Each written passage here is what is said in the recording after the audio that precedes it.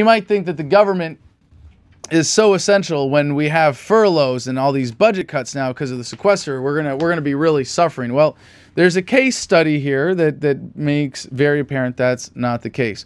From the AP, FAA furloughs kick in, some flight delays appear. Commercial airline flights started backing up and delayed some travelers Monday, a day after air traffic controllers started going on furlough because of government spending cuts. Information from the FAA and others showed that flying Sunday was largely uneventful, with most flights on time. There were delays in parts of Florida, but those were caused by thunderstorms. Mark Duell at the flight tracking website FlightAware said that JFK and LaGuardia airports in New York indicated delays due to lower staffing starting late Sunday evening. The FAA website said that flights from Philly in Ontario, Orlando, Florida into JFK, LaGuardia, and Westchester County airports were delayed due to staffing issues. Now, it's easy to look at any news event and go, oh, I know, this makes my worldview correct. But there are some specific lessons to be taken from this. And it's not that we need more government, but that when you give the government a monopoly on something and you try to extricate yourself from that situation, you end up in this difficult situation. You think that the airlines couldn't figure out how to land planes at an airport without hitting each other? And the real monopoly here isn't just government control of the airspace, it's government control of airports too. You wouldn't have these massive centralized airports if it wasn't for the government monopoly or near monopoly on airports. If airlines were responsible for providing their own infrastructure, geez, maybe they'd be able to figure out how to keep their planes from crashing into each other. Now, let's take this to an extreme example, right? Let's say that it was about parking cars. You're allowed to park your own car. You're allowed to drive your own car. But before you park, you're going to have a government agent, directing traffic, telling you which space to go into and where to go. And you're not allowed. You're just legally not allowed to park your car if a government agent doesn't say, yep, that's the spot right there. Yep, you go there. Yep, that's it. Government approved. And then the government says, oh, you know what? You guys haven't paid enough in taxes. Yep, sorry. Haven't been productive enough wage slaves. We can't afford as many parking directors as previously, so there's going to be a little delay.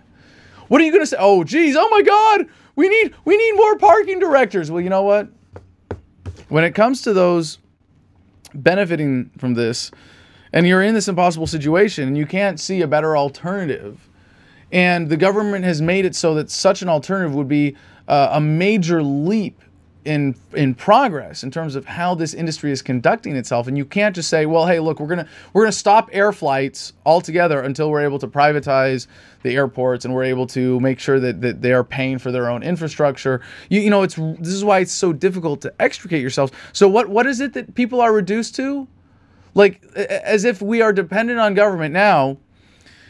Airline trade groups and the country's biggest pilots union sued the FAA on Friday to try to stop the furloughs. They predicted that the furloughs would delay or cancel flights for as many as 1 out of every 3 airline passengers across the country. Airlines have also directed their customers to tell the FAA to find other ways to cut costs.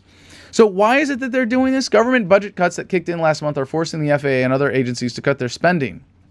FAA officials have said they have no choice but to furlough all 47,000 agency employees, including nearly 15,000 controllers. Each employee will lose 1 day of work every other week. The FAA has said that planes will have to take off and land less frequently so as to not overload the remaining controllers on duty.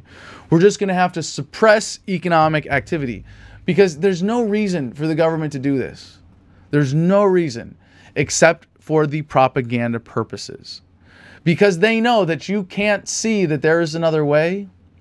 They will say, let us remind them why they need us.